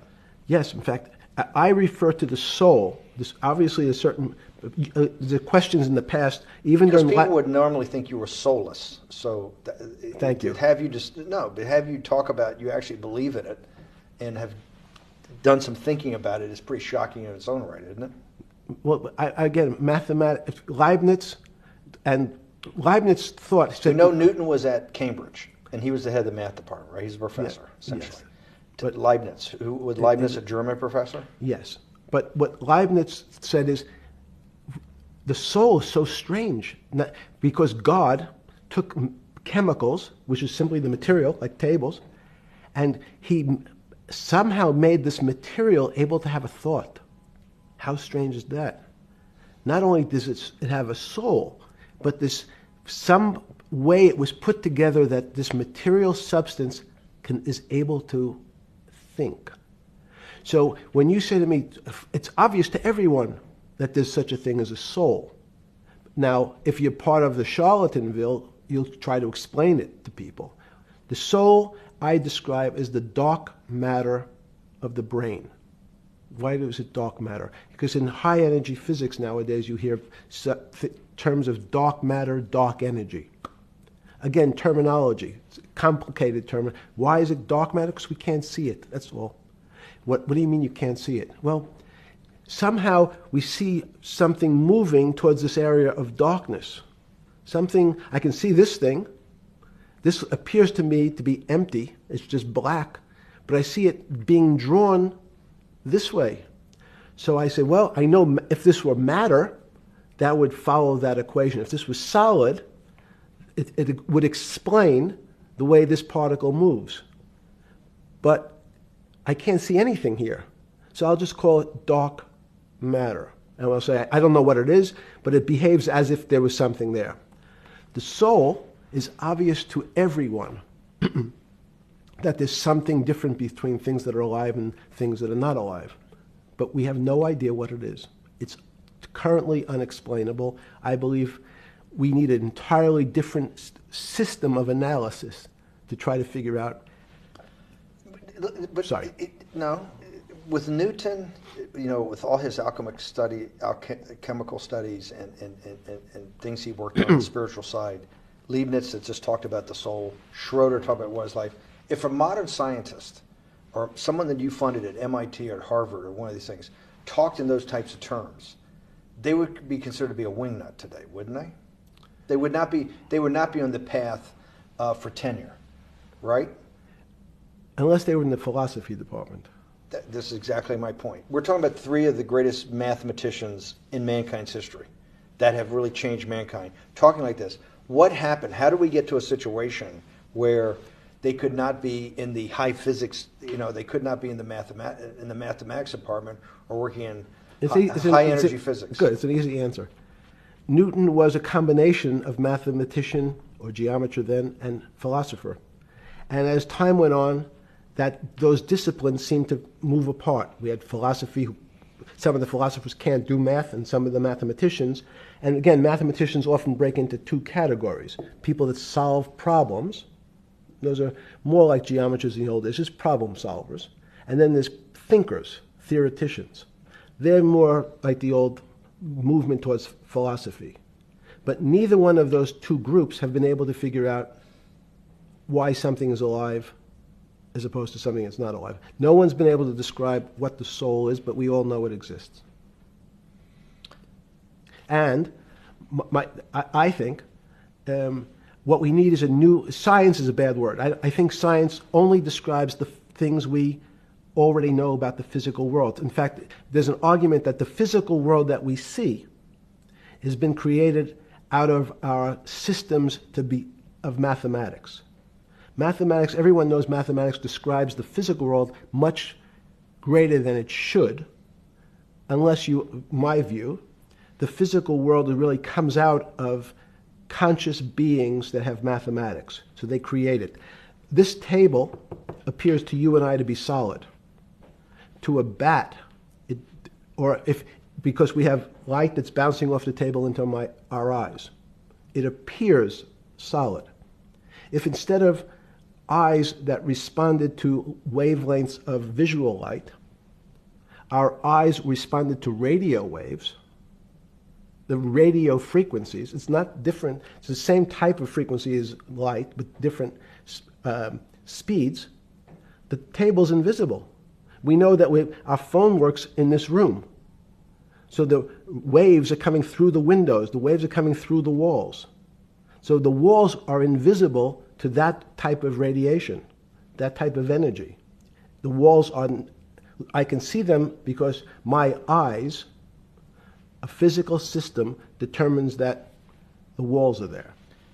You, with Murray Geldman, you founded, or with the original donor, and had the idea of Santa Fe Institute. In 10 or 15 years later, that effort to study the complexity of systems mathematically. Yes. Was a total failure. Yes. A total failure. Total failure. Why is that? It's the failure of science because, in fact, if to some extent science doesn't describe romance, I don't know why I'm attracted to somebody. I don't know. People are attracted to each other, and everyone has the same feeling. They've seen someone walk in the room, and they say, "Oh, that person gives me a creepy feeling." Science has tried to describe. Science doesn't describe what creepy feelings means. They just know it's a creepy feeling. I think women as I said the last time, have an intuitive sense. What is intuitive? They have intuition, they have feelings, and they're able to deal in the realm of things that men, especially men like myself, find unexplainable. They have women have intuition, men see things a bit differently. Men want to measure everything. Women are not really that interested in measuring. In what you're saying in macro terms, you actually think science, mathematics, maybe ultimately technology is moving to that more intuitive? I think science and math are old-fashioned. And unfortunately, people are still taught that they have to learn algebra in school and certain things in school, as opposed to learning to have an emotion. Is this what Larry Summers was trying to get at? Maybe he didn't say it perfectly enough, but what he was trying to get to in that system, the systems we study today, the way mathematics is either taught or understood, that women just haven't gotten up to the highest realms of engineering or physics or mathematics because of that. And you're actually implying that there's a either new branch of science, or we've hit an inflection point like in Newton that's going to go in a Newton took mankind in a different direction because he was able to measure. Then you had subatomic, non-Newtonian physics later. Are you saying that you think there's another developing field that's coming up that may take us, I don't know how many decades to get our hands around, but that's what's evolving out of this? Yes. Yeah. In fact, I think that mathematics, it's not the end of science. Every year someone says it's the end of, we can't discover everything. There's lots to discover with relationship to the physical world, but we know a lot already. In respect to the unexplainable world, we almost know nothing. Women, again, sense it. And instead of Larry Summers, I won't digress too much, but Howard Gardner early on said, there's not one form of intelligence. It's not mathematical intelligence. There's emotional intelligence. There's kinesthetic intelligence. There's this argument that I reject that black people are less intelligent than white people. It's not true. We know, for example, that if I was in the forest and I had to run from the lion or figure out a way not to be eaten, and my competition is a local African, I'm the one who's getting eaten because they have the intelligence to deal with their local environment. So it's just different. It's not better, it's not worse, but there's many differences amongst different types of people. And so people have different intelligences, and they excel in some intelligences usually and less so in others. When did it come to, because the world of high finance is a world of pure reason, or is it a lot of emotion and gut checks and on trading desk and central banks when these decisions get made? Is it that high church, like the high church of science of high energy physics, or is it as much emotion that comes in as much as the mathematics and the reason? It's a great question. I think if you talk to really experienced and successful traders and you ask them how they know what's going on, they can't give you an answer. They don't know. They feel it. They can feel the way the market's moving. They can feel the way the stock's moving. And that these are not very well-defined terms. It's difficult to put in mathematics terms, how did I feel it? You could look back and make guesses what I was seeing. But great traders feel it and then act on their feelings. That's the difference. Many people feel it but are afraid because they want a mathematical justification before they take that next step. When you first got on the trading desk at Bear Stearns in the late 70s or mid 70s, were you shocked by how little actual understanding of mathematics that the traders comprehended? Yeah, well, again, we had a Texas Instrument calculator. Most stockbrokers, especially before 1975, if they were good stockbrokers, could add. That's about it. They could multiply. If you could multiply, you were already in the top 15% of stockbrokers. Stockbrokers simply meant there's a story. When I went to the first person, I had no money. And I said, how much money do you make a year? And he said, $400,000. I said, impossible. I'm making $10,000. That's probably more than your family had made in his entire existence. Yes. And he makes that in a year. I said, what do you do? And he said, it's too complicated for you to understand, which is what the main thrust of Wall Street people, they want to tell you it's too complicated. Because if you understood that that person was simply, he had a brother-in-law, in fact, in this case, who ran the pension fund at General Motors. His brother-in-law would call him and say, buy 1,000 IBM. He'd hang up the phone, he'd write it out on a ticket and walk it to a window. That was his entire skill set. Hello, write what my brother-in-law says, walk it to a ticket window. Give me an example when you were on the trading desk in the early days of Bear Stearns of a time that you felt either complete uncertainty or you saw total panic, where something was happening that people couldn't foretell and that they were like in an airplane cockpit where it's going wrong. Walk us through that. In 1978, I think it was, across the news wires, there had been a collapse of the currency in Thailand. On the other side of the world, had no relationship to me. I wasn't sure where Thailand was. But the fact that a currency, a country's money, had all of a sudden dropped tremendously in value, affected the rest of the world's markets. And people panicked because they'd never seen that before. A very small part of a very complex system had a shock throughout the whole system. So prices on Park Avenue apartments, the bond markets, the stock markets, every started to gyrate. You know, there's an old mathematics expression that if a butterfly wings in Mexico make the wrong turn, it spins out, and eventually, by the time it gets to Canada, it turns into a tornado. So these are part of complex systems. So yeah, Wall Street in certain parts. Santa Fe Institute was supposed to actually come up with a formula for that, for the butterfly wings. Why in 15 years did you reach the end of at least that experiment?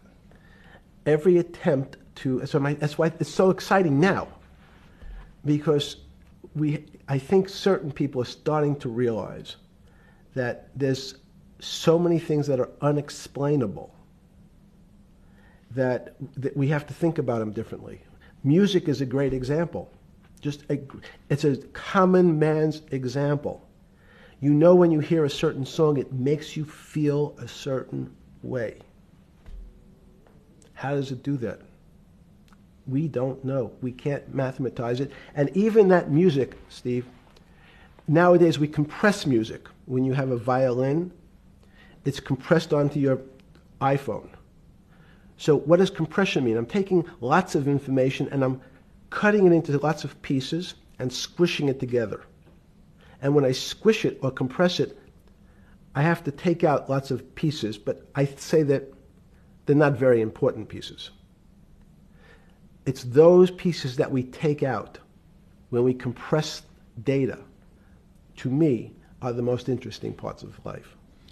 You just said a while ago, part of this new search for science may go back to when people were actually talking about a soul, and you said there's no doubt in your mind that there is a soul. Describe for me what you mean by that. What do you mean by soul? What do you mean soul different than the physical analog body that we're seeing on film right now? It's difficult to describe in words. I mean, I'm not a poet. Poems get a little closer to what that really means. But even the concept of what is life becomes complicated when you deal with plants and seeds. Is a seed alive? I don't know. Certain people would say, no, it's dead. When you're a banana, one of my favorite examples is the banana that's sitting on the countertop in your kitchen today. Is it alive or dead? What do you think about human life? What is human? Tell me about human life. But your banana is alive. That banana is breathing. It's on your. You say that's impossible, Jeffrey. No, it's not. Is the banana conscious? All these words. These are words. So everyone's trying to fit a very complicated concepts into a very small box called conscious or alive. These don't fit in that way. So if you put your banana in a bag and put another fruit in with it, the fruit ripens faster because the banana breathes with it. We don't understand most of those things. So you asked the big question. Sorry. You talk about the life. What about human life? What about it? Tell me what do you think? What do you think human life is? It's a miracle. It's a miracle. And when I say miracle, I can't explain it, and I make no attempt to explain it at the moment. We don't know how to think about it. And anyone, and again, another one of the Feynman quotes when he was talking about quantum physics. He said, anyone, Jeffrey, who says they understand quantum physics and quantum mechanics and quantum behavior, you know they're lying. Let's talk about it. That's post-Newtonian. Talk about what's the difference, who founded quantum mechanics, why is quantum mechanics taking Newtonian physics and taking it to the next level? It forms a much broader category. Let's go back to this desk. You use the thing of Newton using this desk. Why can't Newton's theory explain everything? Why did subatomic quantum mechanics or quantum physics have to come in to explain this? Well, so let's go right back to square one. Why is it called quantum physics? So quanta is a word that simply means packet, small amount. So it's quantized. So we recognized, when we recognized that this table appears, another very complicated word, solid to us, it's really made up of molecules or atoms. And atoms, we've given lots of names to what some of the behaviors. If you were in school, when you and I were in school in the 50s, the model was a little center thing in the middle, and an electron went around and around it. It was seen as a ball that went around and around it. And as we started to look at, say, well, let's see what this ball looks like. I want to be able to examine that little thing called an electron. We found that there was nothing there. There wasn't the thing. It was simply a cloud of energy that we can call an electron. So we already started to see mysterious things as we go into very super small quantities, quantum physics. So quantum physics started to go into the very small, and at very small distances, we see things that we can't explain. We just cannot explain. How am I doing on time? 4 minutes. Fine. And to summarize, no, sorry. Let's go back to human life. When do you think human life starts? It's not these. So you see, this is the question. You're asking me to measure something again. It's the It disease. can't be measured. You just hate making commitments. That's why I'm not married. I'm peeling this onion back a layer at a time. All your bullshit and happy target can't be measured like that. Is that to say measure it's a commitment. You don't even like a commitment when you answer a question. I don't As know. they say in golf, commit to the shot. I don't know what it means to be measured. You do know what it means to be measured. You're one of the leading currency traders, hedge fund guys, or stock market financial wizards. You're in the high priesthood of high finance. You certainly know how to measure. That's why you're a billionaire. Any other answer besides that is total and complete bullshit, and you know it. I know very few things. You know things can be measured. You measure every day. You weigh and measure every day. You weigh and measure people. You weigh and measure leaders. You weigh and measure economies. You weigh and measure politics. It's a very good. You great. weigh and measure. You weigh. Hang on. Your whole life, in fact, is measuring. So what you've now done is a great thing, is you've used the word measure, a mathematic term, in the common vernacular and abused it. So I don't even recognize what it means. It's so abusive to my field. Let's go to that. In mathematics, measure means what specifically? There's no specific. It's an approximation, or giving something a number. Einstein said, we're not asking you to go to the 9th decimal point. You didn't say that before. No, you're not going to the 9th. I don't even. What if I say measure how tall are you? You'd say in your case 6 foot. 6 feet. But is it 6 foot 1 inch? Give or take, between 5'11" and 6 feet. But what's that? But I want. So the question is, I want an accurate. I got Zeno's paradox. I don't even know what it means to measure you. Am I measuring the top of your hair, the top of your skull, and the finer, the more you're being rabbinical. This is like I shaved my beard off. I used to be rabbinical. No, my point is, isn't that going through the Torah where you're parsing every definition? No, so, however we broadly define measure, your life literally is about measurement, is it not? It's about putting numbers on things so that I can try my best. That you can call it whatever you like. If that Well, what do makes you feel better. What do you know? No, Because I I'm want to make you related happy. back to your scientific inquiry.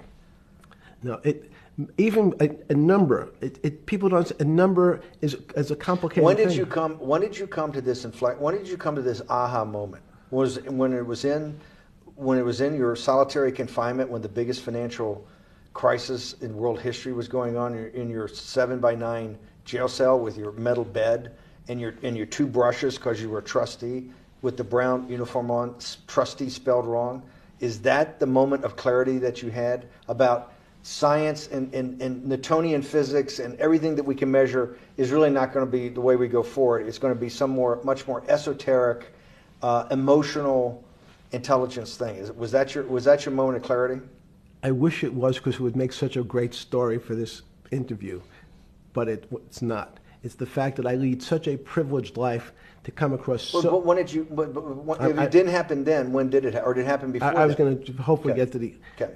I'm in a privileged position to have some of the world's smartest people come to my house and tell me what they think about different subjects, and I finally realized that the thing that they had most in common was there was this area, no matter how smart they were, that when I asked them the questions, they said they'd have to resort to a 500 or 1,000-year-old response to that question, which was, I don't know. You know who else found that out? Socrates. That's what Socrates kept doing, right? Socrates kept asking all the experts. He would go through, question after question after question, and realize at the end they didn't really know. They really didn't basically understand what they were talking about. And one of the things that people won't enjoy, it turns out that potentially one of the bad things to teach children is how to write. So writing, reading, and arithmetic was everyone's supposed to be taught, but writing forces you into a very narrow channel of thinking. You have to write in a certain form, in a certain way, in a certain linear pattern. So your thinking becomes somewhat narrow. The reason I brought up writing is one of the recent discoveries of mine with respect to Socrates, Plato, and Aristotle is they never wrote anything. They spoke, and people around who could write wrote. Socrates could think. So that was... Jesus of Nazareth was the same way, right? Never wrote anything. I thought he was a carpenter. He was a carpenter. Didn't he need like a little carpenter's tonight? I don't want to get that. But at least his written record. Right. One last thing. Sure. Thank you for having me to your house.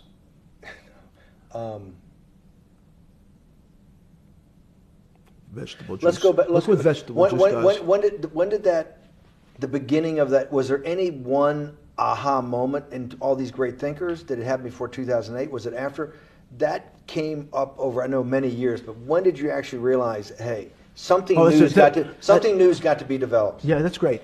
Is that because again, I'm privileged enough to have people around me who've given lots of philanthropic gifts to institutions of higher learning, and when I said the impact, how do you judge the impact of your giving? And we sat down and said, no really new ideas have come out. And I realized that, of course, it hasn't come out because we've been looking at using science and mathematics, and it's the wrong tool. It's obvious. Institutions that are set up and try to put forward knowledge and understanding and truth, should they take your money? Derek Bach at Harvard said, taking money for good causes is a good thing. So if Hitler took all the gold out of the teeth of the Jews and said, I want to give this to Heidelberg University to fund the Leibniz chairs so that I can study high energy physics, Derek Bach would say that was fine? Again, these questions are questions where good people on both sides, like your Charlottesville, could differ. I don't know the answer to these questions. So tell us the two.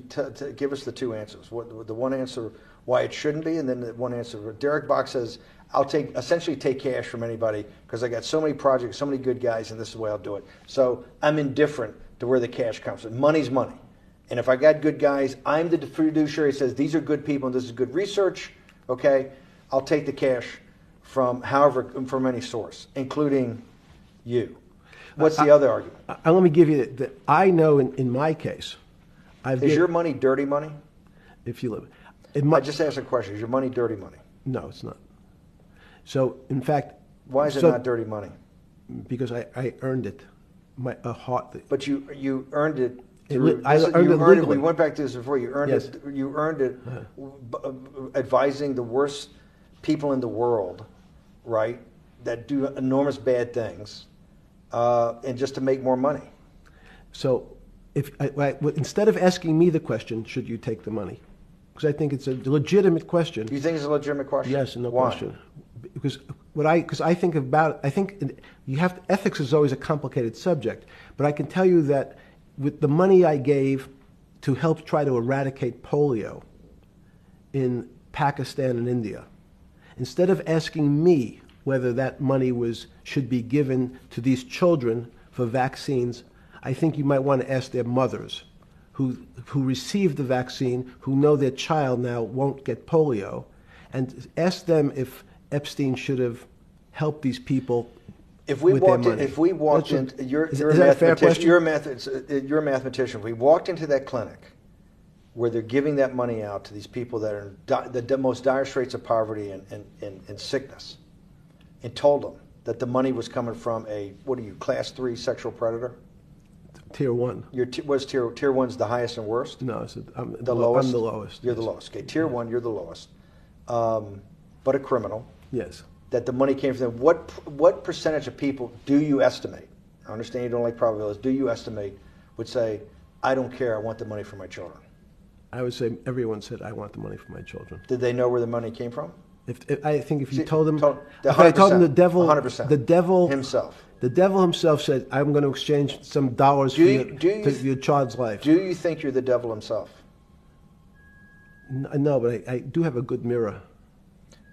It's a serious question. Sorry. Do you think you're the devil himself? I don't know. Why would you say that? Because you have all the attributes. You're incredibly smart. You remember, the devil is somebody knows. Smart? The devil's brilliant. You read Milton's Paradise Lost. No, the devil scares me. Satan is at the number 1 or 2 archangel, and the reason he goes to hell and leads the rebellion is because he can't be the top guy. And his thing is, I'd rather reign in hell than serve in heaven. I saw that in a movie once called American Dharma. I don't remember who said it. Okay, we have to go. Okay, good. Okay, that was good.